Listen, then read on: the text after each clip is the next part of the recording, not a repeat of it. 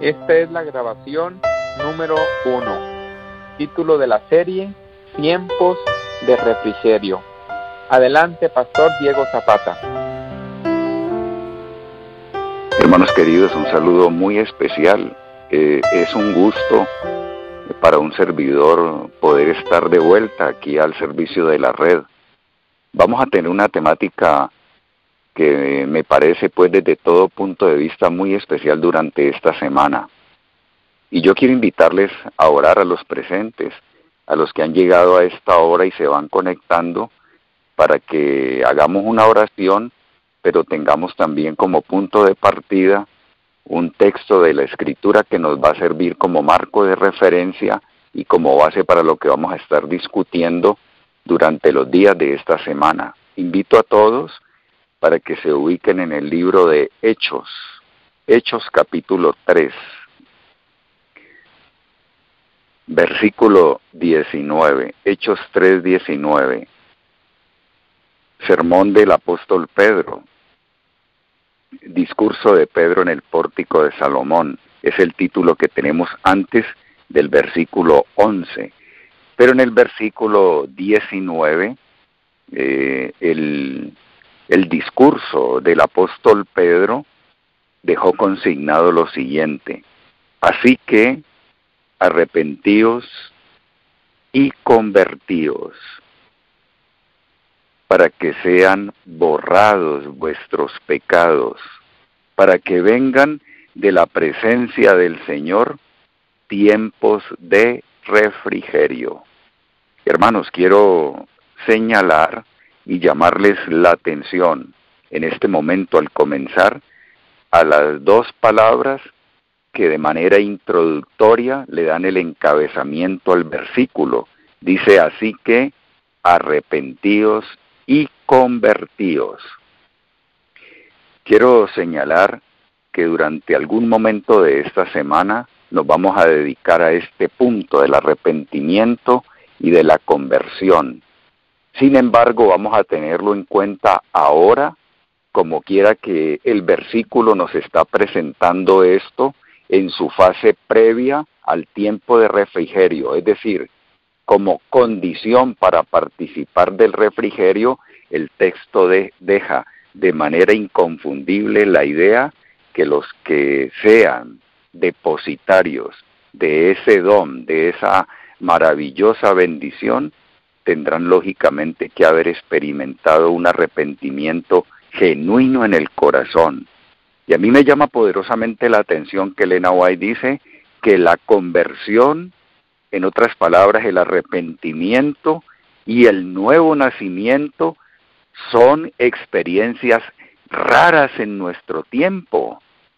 De manera que vamos a tener muy en cuenta este asunto. Yo quiero volver a leer el versículo antes de invitarles a orar. El apóstol Pedro entonces se expresó de esta manera: así que arrepentíos y convertíos, para que sean borrados vuestros pecados y para que vengan de la presencia del Señor tiempos de refrigerio. Bendito sea el Señor.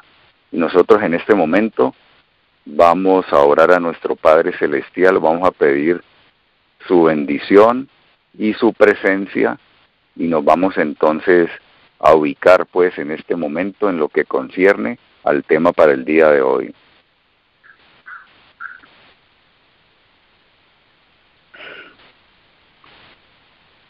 Nuestro amante Señor que estás en los cielos, recibimos con gozo la oportunidad de vivir un nuevo día. Recibimos también con beneplácito la ayuda que nos envía el santuario celestial para que no tengamos que tejer la experiencia de nuestra vida en el día de hoy en solitario. Gracias te damos, Señor, por ser un Dios comprometido, amante, deseoso por cada uno de nosotros. Y en este sentido, en esta hora, abrimos nuestro corazón a tu divina influencia para que este hecho sea una realidad en nuestras vidas. Ahora, como tú has prometido, la unción y la dirección de tu Santo Espíritu para los que con corazón humilde te buscan al estudiar tu palabra, pedimos que al abrir la misma podamos ser direccionados, Señor, podamos ser encaminados a una comprensión clara y podamos recibir en el corazón el evento de la salvación, de tu bendición, de tu aprobación, de tu perdón, pero de tu presencia. En el nombre del Señor Jesús, nuestro amante Salvador, lo agradecemos todo. Amén.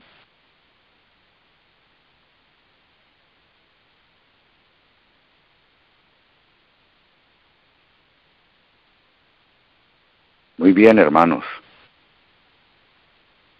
El capítulo 1 del libro de Hechos. Vamos a leer el capítulo 1 del libro de Hechos para que consideremos un poco el contexto histórico de la declaración que nos ha servido hoy como texto bíblico, 3:19 del libro de Hechos. Pero en el capítulo 1, en el versículo 6, dice lo siguiente: entonces los que se habían reunido le preguntaron diciendo, Señor, ¿restaurarás el reino a Israel en este tiempo? Y él les contestó, les dijo, no os toca a vosotros saber los tiempos o las sazones que el Padre puso en su sola potestad. Verso 8, maravillosa promesa, hermanos, pero recibiréis poder cuando haya venido sobre vosotros el Espíritu Santo, y me seréis testigos en Jerusalén, en toda Judea, en Samaria, y hasta lo último de la tierra. Y habiendo dicho estas cosas, viéndolo ellos, fue alzado, y le recibió una nube que le ocultó de sus ojos. Leamos el versículo 10 también. Y estando ellos con los ojos puestos en el cielo, entre tanto que él se iba, he aquí, se pusieron junto a ellos 2 varones con vestiduras blancas, los cuales les dijeron, varones Galileos, ¿por qué estáis mirando al cielo? Este mismo Jesús, que ha sido tomado de vosotros al cielo, así vendrá, como le habéis visto ir al cielo. Repito, este es el contexto. Este es el momento histórico de la Iglesia Apostólica. Esto es lo que de alguna manera quedó señalado dentro de la historia de la Iglesia, como está revelado y relatado en el libro de Apocalipsis, los momentos formidables de la Iglesia primera que se registra en el capítulo 2 de Apocalipsis, como la iglesia de Éfeso. Hermanos, qué tiempos memorables aquellos.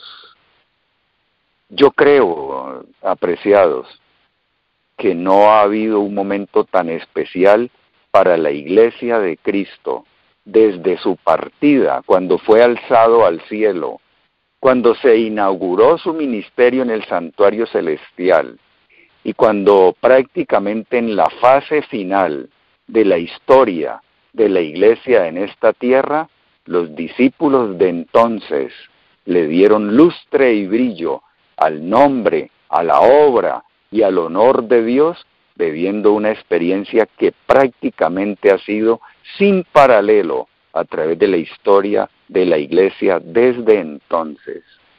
Cuando nosotros revisamos el libro de Apocalipsis, encontramos que hay otra iglesia dentro de las 7 mencionadas. Recordemos que están Éfeso, Esmirna, Pérgamo, Tiatira, etcétera. Pero esa iglesia de Filadelfia, que fue la iglesia de aquellos hombres célebres que estuvieron pregonando previo al chasco de 1844, dejaron marcada una historia muy hermosa. Y esos hombres, iglesia que avanza desde casi el año 1798 a 1840, esos hombres no recibieron ninguna palabra de reproche de parte del testigo fiel. La iglesia de Filadelfia, como está en el libro de Apocalipsis, es una iglesia que solamente recibió palabras de encomio. Estoy tratando de decir que la iglesia de Éfeso, la iglesia apostólica y la iglesia de Filadelfia fueron dos iglesias en las cuales las palabras de aprobación, de encomio y esas palabras pues que realmente distinguieron a las iglesias son casi palabras que nunca se repitieron en la historia del pueblo de Dios a través de estos 2000 años. Así que si regresamos entonces en el desarrollo de esta idea al tiempo apostólico, tenemos que volver a decir que tiempos verdaderamente memorables y apoteósicos vivió la iglesia. Inclusive el libro de Hechos está dejando registrado que bajo el influjo del Espíritu Santo, el mensaje fue llevado a todas partes del mundo habitado en ese entonces. Así que dándole un cumplimiento cabal, ¿no? Como dice el versículo 7 del capítulo 8, me seréis testigos en Jerusalén, en toda Judea, en Samaria y hasta lo último de la tierra, vio fiel cumplimiento en el día de los apóstoles. Hombres que no se reservaron nada, hermanos, hombres que no tuvieron temor, hombres que realmente abandonaron todo, hombres que dieron todo lo suyo por la causa de Cristo.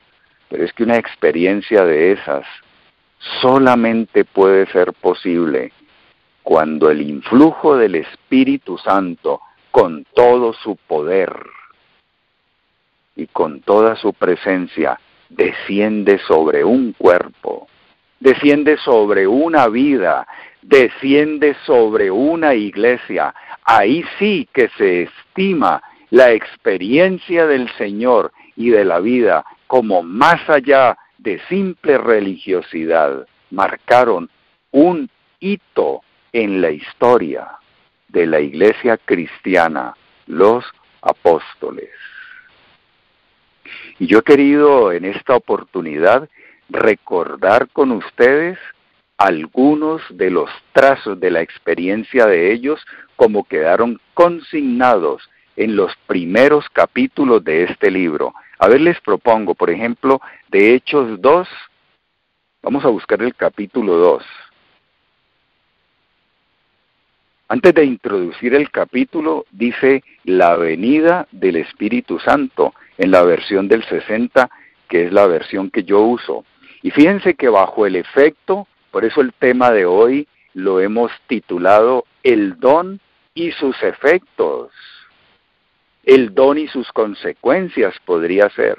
El don y sus benditos resultados. Ese tiempo de refrigerio que recibió la iglesia después del chasco, hermanos. Después de esas esperanzas frustradas, cuando el Señor les dijo, reúnanse, oren, esperen el cumplimiento de la promesa, y ahora vieron que todo se tornaba lúcido, lleno de luz, verdaderamente con muchas expectativas, como el chasco pudo ser suplantado por una experiencia gloriosa, como la que se encuentra consignada en este libro. Entonces, en ese capítulo 2, después del derramamiento del Espíritu Santo, quedaron consignadas unas declaraciones aquí que deben desafiarnos a nosotros, hermanos. Yo no sé si la iglesia ya ha llegado a esta experiencia. Definitivamente un no sería nuestra respuesta, la respuesta más objetiva, más clara y más de corazón. Tendríamos que decir, no hemos podido llegar a esa experiencia. Fíjense ustedes, leo del capítulo 2, versículo 43. Vamos a recordar esto, momento verdaderamente estelar de esa iglesia que pasó por ese tiempo de refrigerio. 43. Sobrevino temor a toda persona. Y muchas maravillas y señales eran hechas por los apóstoles. Qué sueño, hermanos, qué sueño. Versículo 44. Todos los que habían creído estaban juntos. y tenían en común todas las cosas. Fíjense ustedes que este estar juntos no se refiere sola y sencillamente a la proximidad física como tal, porque había una cosa que brotaba del interior del corazón y del sentir de estas criaturas, que los llevó al punto de poner todo al servicio de los demás. Era como si el egoísmo hubiese desaparecido. No se encontraban hombres allí egocéntricos, hermanos, que giraban en torno a sí mismo. Llegaron a la formidable experiencia que ustedes y yo tenemos que buscar con afán de tener todas las cosas en común. Ellos no se pelearon por un pedazo de tierra. Hace poco escuché una dramática experiencia consignada dentro de los círculos religiosos nuestros. Y cuando hablo de los círculos religiosos nuestros, trato de extenderme a todo lo que se llama ministerios independientes o ministerio de la Iglesia como organización y tal cosa. Es decir, abarco todo eso para no ser tan específico y particular, por lo menos si no en el ámbito del adventismo como tal, y no dejar ninguna duda ni estela de esto en el ambiente. Así que nuestra mente no debe fijarse tanto en dónde o qué, sino más bien en la dramática experiencia. Un pastor de iglesia visitando en una prisión de un lugar geográfico de este mundo a uno de sus ancianos, simple y sencillamente porque éste, sin poderse poner de acuerdo con su compañero, con su vecino, diría yo con su hermano, no sé si sería correligionario, es decir, persona de la misma religión, con quienes tal vez algún día se lavaron los pies, participaron del rito de la humildad, se gozaron cuando partieron el pan espiritual juntos, disfrutaron de todo lo que es la experiencia eclesiástica, pero por no ponerse de acuerdo frente a los linderos del predio que algún día en decisión conjunta quisieron tenerlo como en común, uno de ellos le quitó la vida al otro. Y esas cosas, hermanos, esas cosas parecieran ser la constante y la realidad que dentro de los ámbitos eclesiásticos hoy por hoy se siguen viviendo. Rivalidad, contiendas, mentiras, engaños, egoísmo y yo no sé cuántas cosas más. Yo diría que el pecado en la iglesia hoy, el pecado nuestro hoy, es como punta de iceberg. Solamente vemos la punta, pero bajo la superficie una montaña se esconde. Tristemente, mis apreciados hermanos, no hemos llegado a la experiencia del aposento. El don está ofrecido. El don se nos promete. Pero los benditos resultados que se derivan del mismo no han hecho su aparición. Son esquivos en nuestra experiencia, porque tal vez no hemos sido aún hoy, en este momento crucial y definitivo de la historia de la humanidad sobre la tierra, depositarios de esta bendición. Yo no sé, y todavía me pregunto, pareciera que la manera como Hechos está conformado y estructurado, pareciera que el tener en común todas las cosas es un bendito resultado, es un efecto de participar de ese refrigerio. Pero yo quisiera desafiar un poco eso y a los presentes, a los que me escuchan, para tratar de señalar que podría ser no solamente un resultado, un efecto, un fruto, una consecuencia, sino que también de alguna manera tendría que ser un requisito, un elemento previo para poder que el don se manifieste y se derrame a plenitud sobre los vasos que se limpian cada día, sobre los vasos que están depurados, claros, nítidos, cristalinos, y aquellos que han alcanzado la experiencia por la gracia de Cristo y su incomparable amor y su bendito poder de no vivir para sí. El versículo es claro: todos los que habían creído estaban juntos. Era un espíritu solidario, era un espíritu de participación entre todos. Es que tu dolor me afecta, tus triunfos me elevan, las cosas que comprimen tu ser interior de alguna manera me interesan y me preocupan a mí. Nadie viviendo para sí. Los sistemas de gobiernos que en su mayoría nosotros vemos en este mundo son sistemas capitalistas.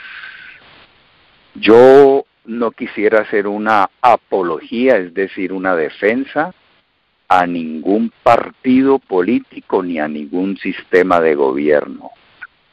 Pero los estados capitalistas, denominados por algunos salvajes, se caracterizan por la tenencia de los bienes y de los medios de producción de unos pocos en detrimento de una clase que se le llama obrera o trabajadora, que vive prácticamente con lo escaso, con lo mínimo, en la pobreza, sirviendo a las clases que dirigen y tienen los medios en su poder. Pero hay algunos focos dentro del mundo que han tratado de desarrollar sistemas de gobierno donde el capitalismo está ausente y donde todos los bienes tratan de mantenerse en común. Eso es lo que ha hecho el castrismo en Cuba y ha pretendido hacer el chavismo en Venezuela. Y en otros fortines comunistas en el mundo ha tratado de plantearse eso. Hace muchos años a un servidor, hermanos, cuando no era cristiano, las ideas del marxismo y el leninismo absorbieron mi atención y me gustó leí el materialismo dialéctico histórico, leí algo de la economía política de Nikitin, abordé de alguna manera obras que son verdaderamente hoy, no las recomendaría, pero con títulos muy sugestivos como la de Engels, el papel del trabajo en la transformación del mono en hombre. Y a mí me gustó todo eso. ¿Saben por qué me estoy refiriendo a eso, hermanos? No estoy sugiriendo nada, obviamente. Aquí en Colombia estamos en un momento bastante crítico donde algunos concluyen que está por entregarse el gobierno a una forma de gobierno parecida a la de Venezuela y que dentro de poco, de ser eso así, terminaremos entonces en la trágica situación en la cual se encuentra el vecino país. Pero yo no estoy haciendo ninguna defensa de tipo político ni de color, ni ninguna de estas posiciones, ideologías o filosofías de ese tipo. Yo lo que quiero decir es que me llamó poderosamente la atención los puntos de vista del marxismo de ese entonces.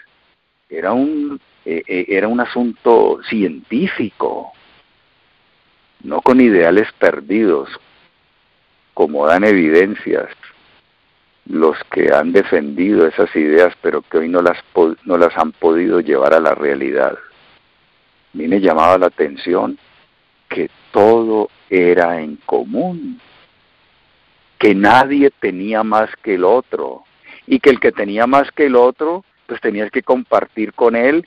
Es decir, esa idea sobre el papel suena bastante bonito y es bastante interesante. Luego, cuando abandoné todo eso, Me he encontrado con que la Biblia plantea un sistema de gobierno, más bien de convivencia, en el cual los miembros activos y participantes del mismo, los que favorecen y fortalecen la idea, son personas que deben estar caracterizadas por tener todas las cosas en común. Y cuando vi este hecho en la Iglesia Apostólica, me llamó poderosamente la atención. Es un sueño, hermanos. Es un sueño muy personal de un servidor.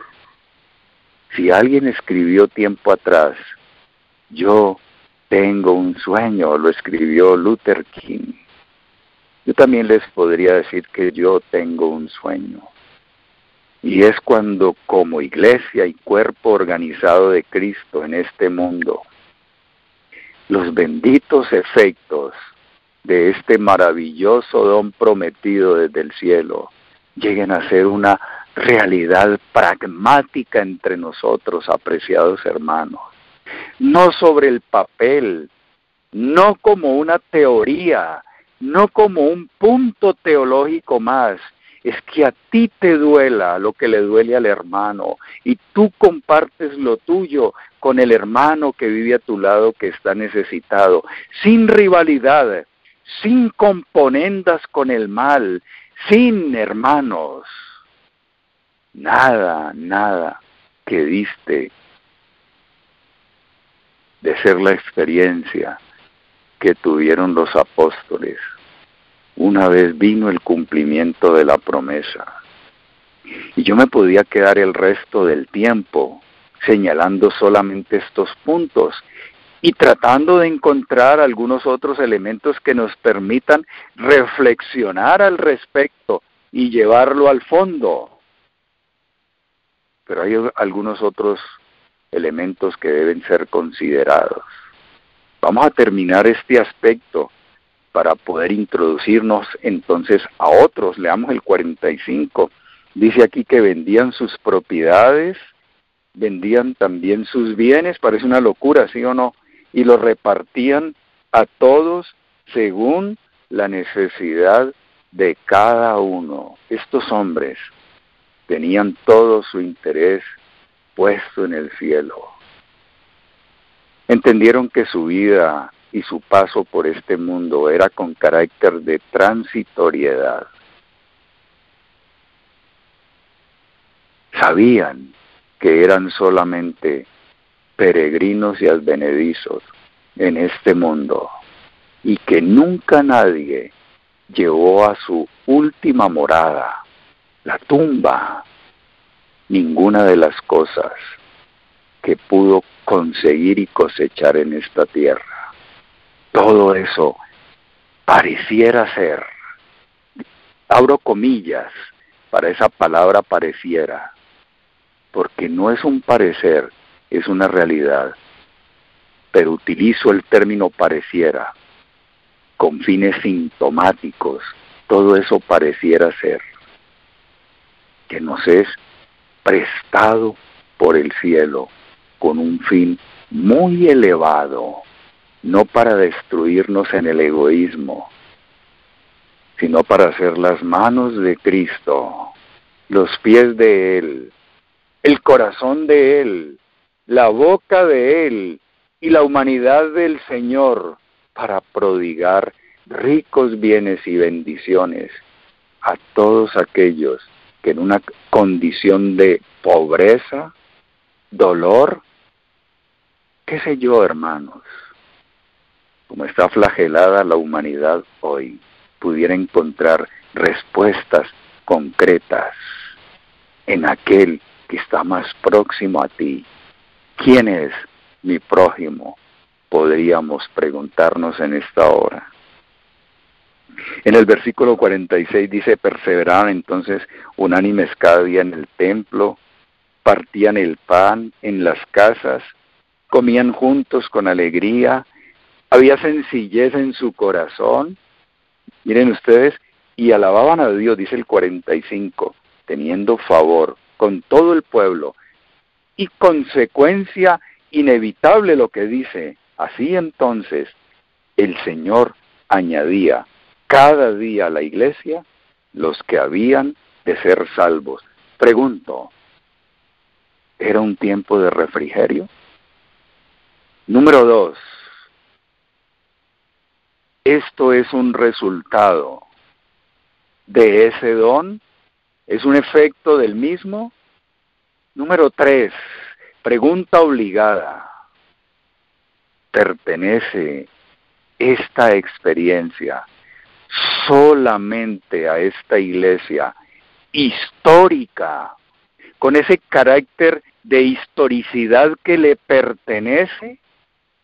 ¿O debería ser un patrimonio y una vivencia del cristianismo desde entonces y de especial manera ahora que nos aproximamos a los fines de los tiempos? Yo me pregunto, ¿dónde está esa iglesia hoy, hermanos? La cruz de Cristo se tornó una locura en este mundo hoy. ¿Quién predica? Si lo que quieren muchos de los miembros es que desde el púlpito se les hablen temas que no los confrontan ni los comprometen. Los hombres que están haciendo ciencia del conocimiento divino, son hombres que han tenido la experiencia de la cruz del Señor. ¿Y dónde nos encontramos tú y yo? ¿Estuvieron los apóstoles en esa experiencia? ¿Es un patrimonio solamente que ha quedado consignado en la historia de la iglesia de Éfeso, como dice en el Apocalipsis? ¿Por qué será que una vez comenzaron a desaparecer estos portaestandartes? Comenzaron a desaparecer del escenario. Las nuevas generaciones negaron a la humanidad este derecho y privilegio de ver a Cristo reflejado en su vida, en una vida donde el aspecto comunitario habla a gritos de que la religión de Cristo es verdad y es lo que pretende y dice ser. ¿Dónde está esa iglesia hoy, hermanos? ¿Dónde está? A mí me ha encantado por mucho tiempo hacer trabajo misionero. Y me ha encantado ir a los hogares y hablar con ellos y establecer ahí lo de Cristo, hermanos, por la gracia de Dios. Pero se acompaña eso o se respalda de una vida interior que ha logrado, por la gracia del Señor, tener esta comunión y esta participación con su prójimo. ¿No será que todavía nos seguimos haciendo algunas reservas en nuestro corazón que nos están separando cada día de este ideal y están haciendo que nuestros huesos se envejezcan? Yo no lo sé, hermanos, pero yo quisiera conocer esa iglesia. Y no quisiera separarme de ustedes, quisiera más bien venir y a gritos desde mi corazón decirles: he encontrado la iglesia de Cristo hoy, he encontrado la fiel representación de nuestro sublime Salvador en este mundo que está a punto de colapsar.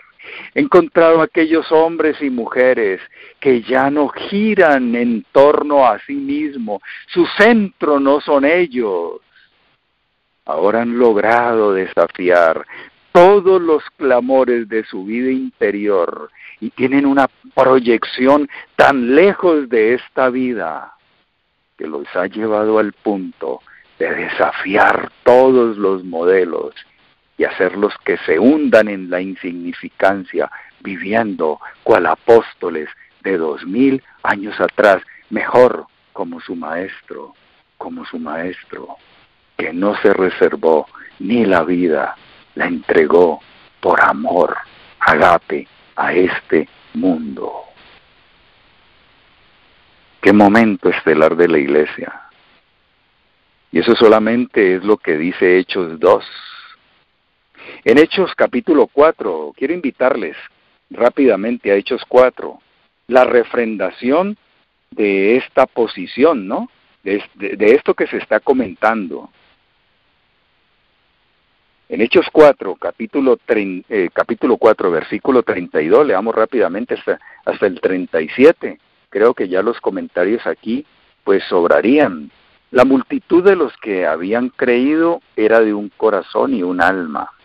Ninguno decía ser suyo propio nada de lo que poseía, sino que todos tenían las cosas en común. Verso 33, y con gran poder, oigan bien, con gran poder, los apóstoles daban testimonio de la resurrección del Señor Jesús, y abundante gracia era sobre todos ellos. Pero hermanos, pregunto yo, con un respaldo de esto, con un trasfondo de estos, ¿quién no cree? Ya deberíamos estar en la experiencia de que vengan 7 judíos y nos tiren del borde del manto, del vestido, para decirnos a nosotros, quisiéramos ir con ustedes, porque hemos entendido que Jehová está con ustedes. Porque Elena White dice que tal experiencia tiene una proyección como ninguna otra. Tiene una influencia elevadora sobre los que nos ven como ninguna otra. Ellos terminan diciendo, hermanos, definitivamente dan evidencia concluyente de la prueba de discipulado. Son más que vegetarianos, son más que crudistas, son más que veganos. Ellos son de un solo corazón y de una sola mente. Han entrado en una escuela superior y viven en el campo y le están enseñando al mundo que desde las experiencias del plan original, Dios dignifica y eleva a la humanidad a la imagen y semejanza de Dios. ¡Qué conexión viviente! Quisiéramos ir con ellos. 34. Así que no había entre ellos ningún necesitado, porque todos los que poseían heredades o casas, hermanos, yo no sé qué adjetivo utilizar ahora, pero para un servidor no lo proyecto a ustedes, aunque lo he venido haciendo. Me parece horrible esto. ¿En qué sentido horrible? No puedo comprender esta experiencia. Aquí dice, todo lo que poseían, heredades o casas, las vendían y traían el precio de lo vendido. 35, y lo ponían a los pies de los apóstoles, pero lo repartían luego a cada uno según su necesidad. Ninguno se enriquecía por un ministerio mercenario de algún tipo, sino por un ministerio abnegado y abierto, completamente plural, hermanos, ante las necesidades de los otros. Entonces José, a quien los apóstoles pusieron por sobrenombre Bernabé, que traducido es hijo de consolación, era levita y natural de Chipre. Como tenía una heredad, miren, con nombre propio, hermanos, con nombre propio, este hombre tenía una heredad, la vendió y trajo el precio y lo puso a los pies de los apóstoles. Luego viene el contraste, Ananías y Zafira, pero eso lo propongo para que los que me escuchan puedan entonces hacer el estudio y el análisis personal y miren el contraste y miren los resultados benditos para los primeros, dramático y trágico, nefasto para los segundos. No participar del don hoy es no entender el tiempo de refrigerio de la presencia del Señor. No participar del don hoy es no alcanzar la promesa, y es contentarse con lo superficial, con lo poco, con lo que no eleva al hombre, sin efectos, sin resultados de justicia, sin la vida del cielo, sin la ley de la renuncia y del amor abnegado. Nosotros estamos avanzando a un tiempo muy dramático, hermanos. Es un tiempo de decisiones crucial. Ya no necesitamos hablar más de las señales de los tiempos. Yo creo que no necesitaríamos, inclusive, dedicarnos a considerar si es en el 2031 o no, hermanos. ¿Por qué tanta especulación al respecto? Y miren, les digo más. Si uno se deja absorber tanto por el pensamiento, podría sucederle como a un cierto hombre, lleno de queriendo conocer más del Señor, que se ubica sobre la ventana de su cuarto, y lo que les estoy hablando es verdad, hermanos. No es que lo estoy imaginando ni suponiendo.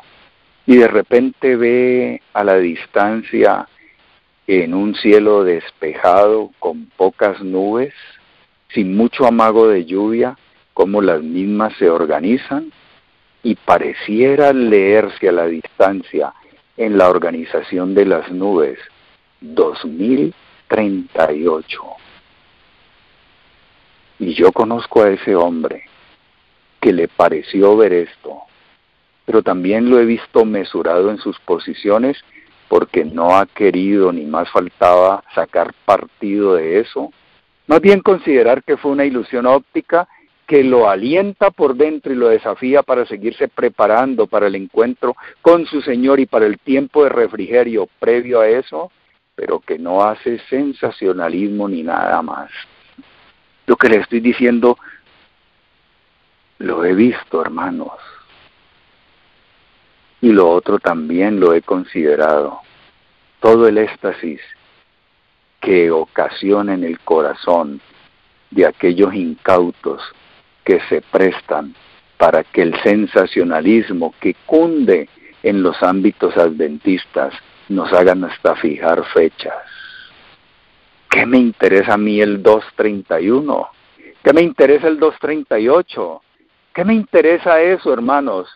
Sin quitarle peso a la profecía, cuando todavía mi corazón no puede pedir más de ti, Señor, más de ti, sino más de las cosas de este mundo, y más ansioso por lo perecedero y por lo terminal y por lo que son cosas.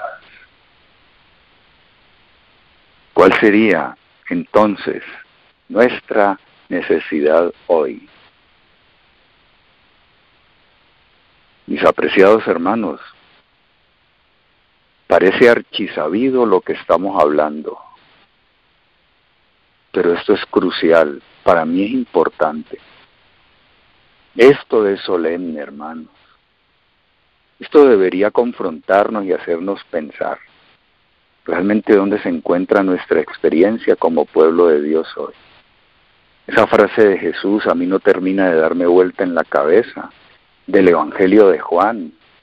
En esto conocerán todos que sois mis discípulos, si tuviereis amor los unos por los otros.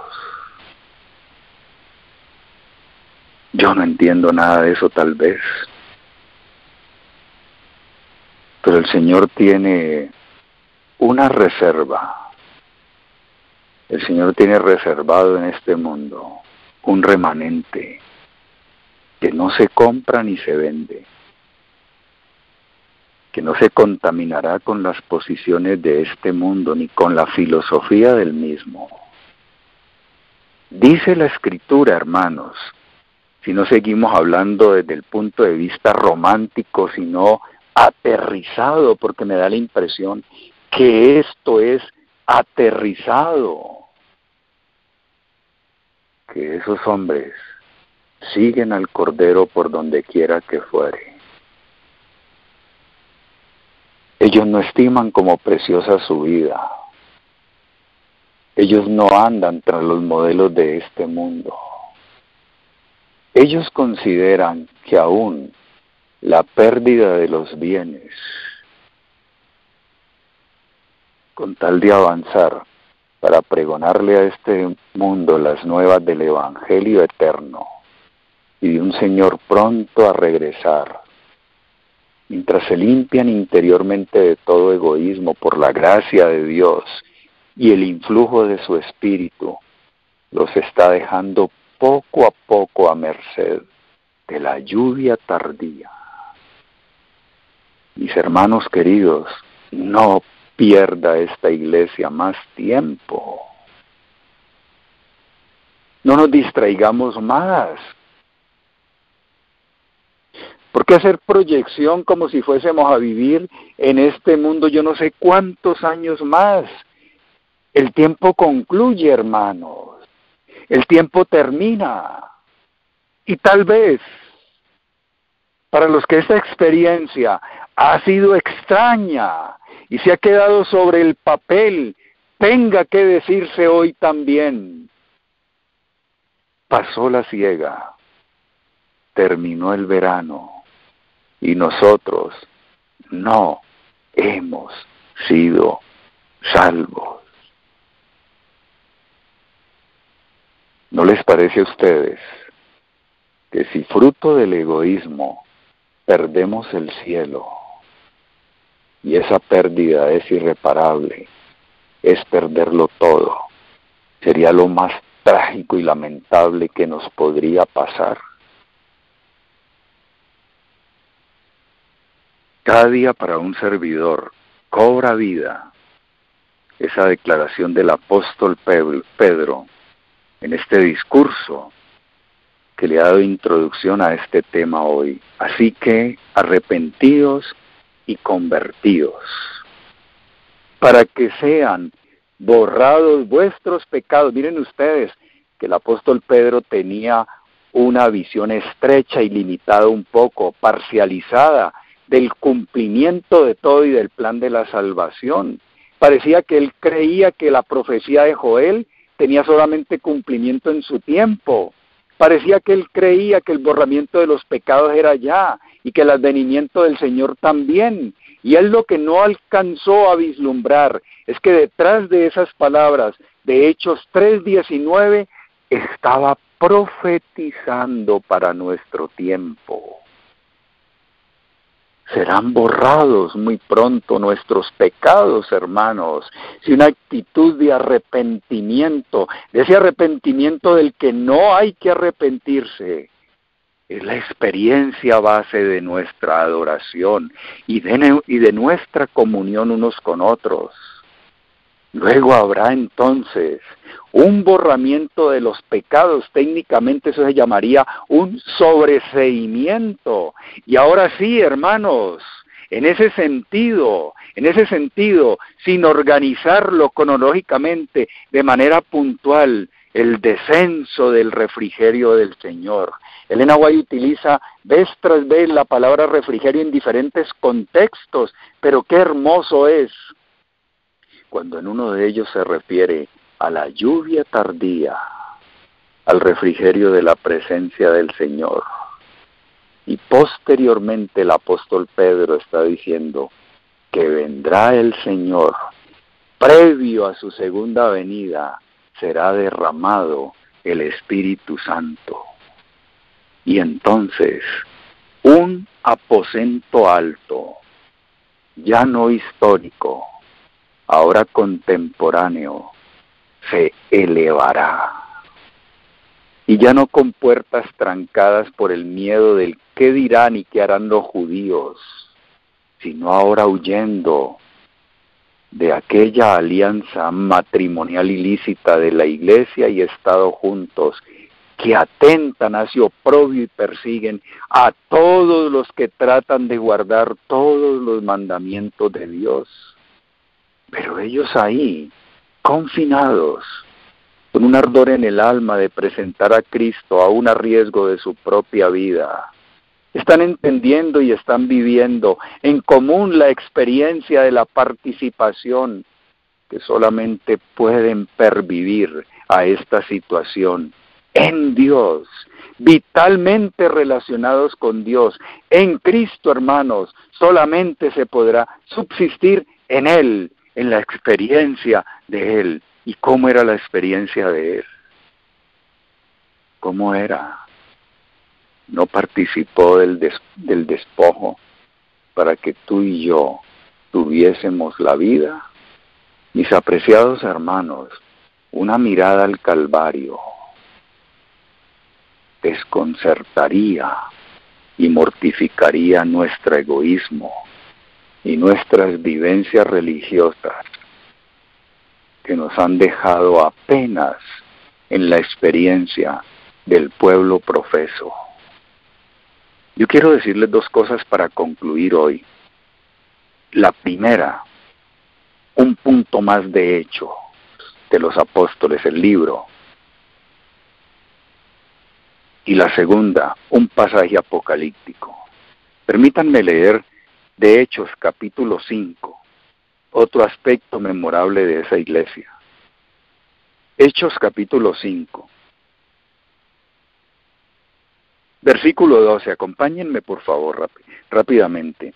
Y por la mano de los apóstoles se hacían muchas señales y prodigios en el pueblo. Estaban todos unánimes en el pórtico de Salomón. Verso 13, de los demás, ninguno se atrevía a juntarse con ellos, mas el pueblo los alababa grandemente.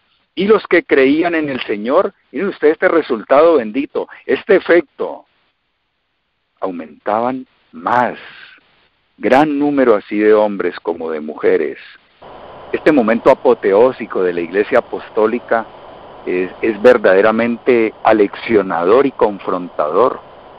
Yo pienso, mis hermanos queridos, sin necesidad pues de ponernos muy emotivos con el asunto ni muy vehementes, sería bueno que nosotros aterrizáramos pues nuestras convicciones, la manera como nosotros concebimos la religión de Cristo, lo que es la experiencia del Señor, y hagamos una pausa y nos detengamos para ver si realmente estamos haciendo una proyección a ese momento en nuestra experiencia que nos permita participar de una que emule y trate de igualar lo que fue la de esta iglesia ya histórica de 2000 años atrás. Entonces surge una pregunta significativa, profunda, sensible y hasta retórica, hermanos. ¿Nos estamos aproximando al aposento alto? Aquí dice que eran de un corazón y de un alma, 4:32 de Hechos. Ninguno decía ser suyo propio nada de lo que poseía. Todas las cosas les pertenecían y estaban en común. Con gran poder los apóstoles daban testimonio de la resurrección del Señor y abundante gracia, en efecto, hermanos, abundante gracia, el cielo derramaba sobre tus vidas, porque los hombres que se encuentran en esta experiencia hacen que el cielo se detenga a considerarlos a ellos como si no hubiese otro sobre la faz.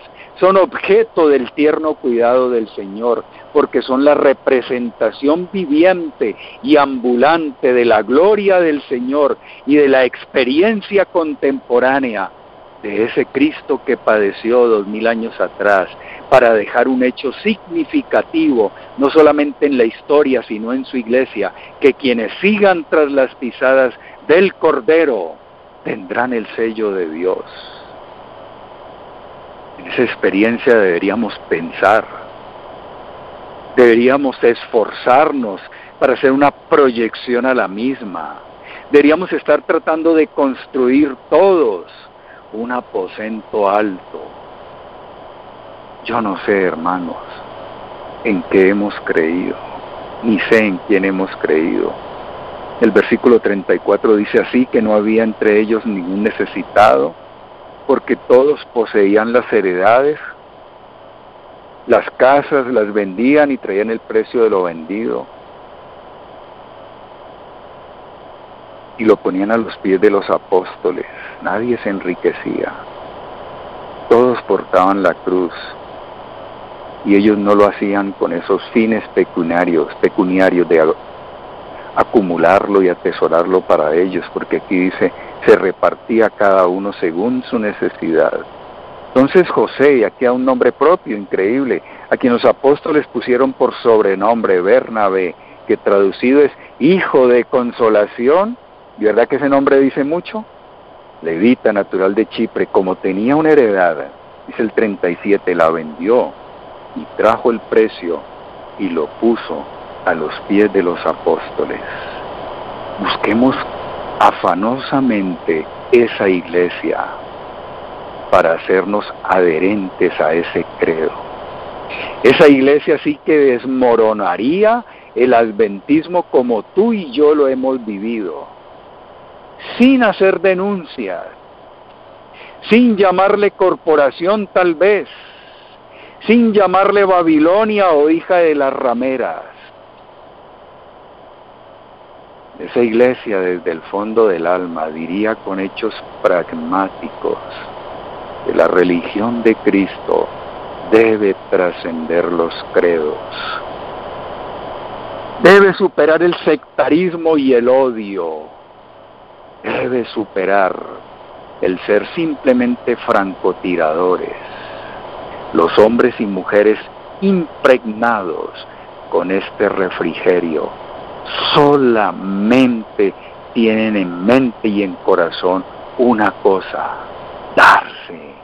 darse para gastar y ser gastados. Yo no sé si la experiencia apostólica se limitó simplemente a esto, que es lo esencial, pero como un bendito resultado del refrigerio, el don y la promesa, y el resultado y el efecto, por eso este tema se llama así, trae otras consecuencias. En la parte final de este tema quisiera apenas leer con ustedes, dejándolo como una sugerencia para que cada uno ahonde en este punto. Trasladémonos al capítulo 5, hermanos. 5:13 dice: de los demás ninguno se atrevía a juntarse con ellos, pero el pueblo les alababa grandemente. Habían tenido la cruz de Cristo como el santo y seña de ellos. Muchos no querían seguirlos, pero otros los alababan grandemente, dicen. Y el versículo 14 de Hechos 5, y los que creían en el Señor aumentaban. Miren cómo este fruto evangelístico se dejó sentir, las filas crecieron, gran número así de hombres como de mujeres, ¿verdad? Llenaban las filas, 15, tanto que sacaban los enfermos a las calles, los ponían en camas y lechos, para que al pasar Pedro, a lo menos su sombra cayese sobre alguno de ellos. Y aún de las ciudades vecinas muchos venían a Jerusalén, trayendo enfermos y atormentados de espíritus inmundos, y todos eran sanados. Pero como si fuese poco, trasladémonos al versículo 40. Y convinieron con él, y llamando a los apóstoles, después de azotarlos, les intimaron que no hablasen en el nombre de Jesús. Los pusieron en libertad. Y oigan esto, hermano, desconcertante como el que más, para una iglesia que vive para sí, y que por no haberse arrodillado ante el eterno y el sublime, teme a los hombres finitos que conspiran contra ellos y se esconden. Estos no. En el versículo 41 dice: salieron de la presencia del concilio, gozosos de haber sido tenidos por digno de padecer afrenta por causa de Cristo. Se gozaban en la cruz del Señor, y todos los días en el templo y por las casas no cesaban de enseñar y predicar a Jesucristo. Hermanos, este tema de hoy es apenas una propuesta y una sugerencia, repito. Vale la pena seguir indagando en el mismo. Y eso lo invito para que cada uno lo haga de manera personal. Ahora quiero terminar con lo siguiente. La figura apocalíptica, mayormente utilizada por un servidor, ha sido hecha siempre y capitalizada con fines evangelísticos. Es decir, me he aprovechado en la inspiración que hay en ella para tratar de conminar y persuadir a todos aquellos que no se rinden ante el Señor para que lo hagan. Entonces, en aquellos lugares por donde he tenido la oportunidad y la fortuna en el Señor de pasar, donde hay personas que están tratando de asomarse a esto, son simpatizantes, o nunca oyeron del asunto, o no, o se resisten, hermanos, no se quieren rendir, entonces el texto de mis preferencias es: aquí yo estoy a la puerta y llamo. Y miren ustedes que el llamado no es a un colectivo, sino individual y personal, si alguno.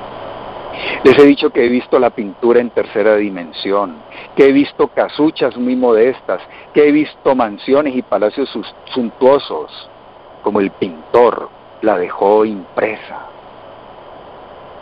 para señalar que Jesús no hace excepción de personas. Y he hablado muchas cosas de ella. He dicho que el picaporte está por dentro, que es patrimonio de la humanidad abrir, y siempre hacia afuera proyectando la figura apocalíptica para hacerle un fervoroso y clamoroso llamado a todos aquellos que uno quiere se rindan al Señor.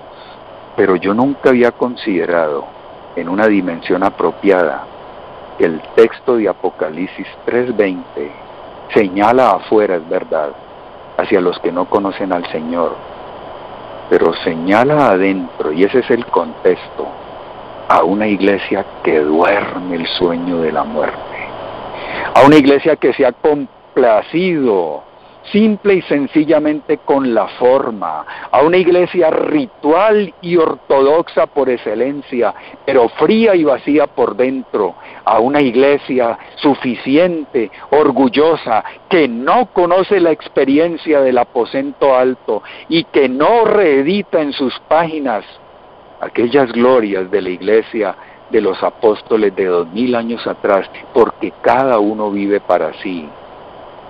Una iglesia donde Jesús está fuera de la puerta y no encuentra todavía miembros que militen en la misma, que quieran seguir al Cordero en sus andadas de sacrificio y de despojo en este mundo.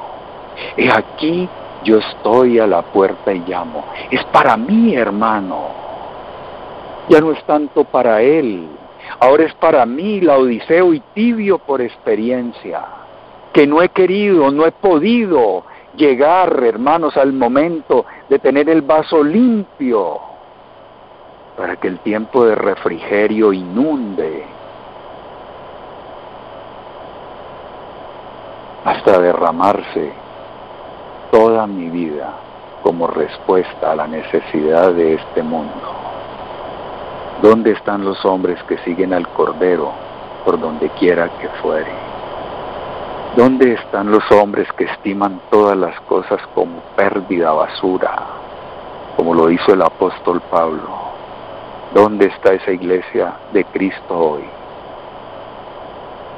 Quisiera encontrarla con ustedes, no para disparar contra nuestra iglesia, sino para llevarlos a todos a que nos hagamos partícipes de esa experiencia de aposento alto.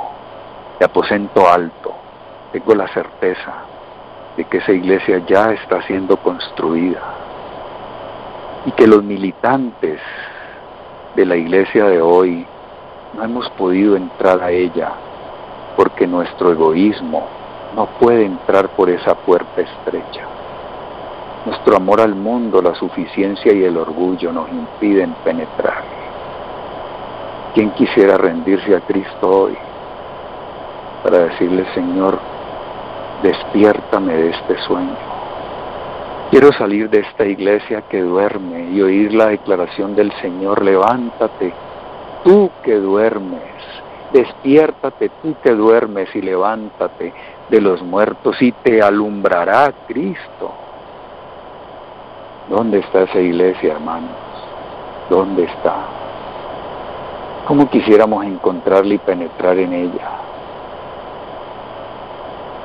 Y esa visión estrecha y parcializada por momentos del apóstol Pedro, que creyó que el texto tenía apenas cumplimiento en su tiempo, proyectará a la iglesia de hoy al fiel cumplimiento de la otra parte de esa promesa, de esa profecía de Joel capítulo 2.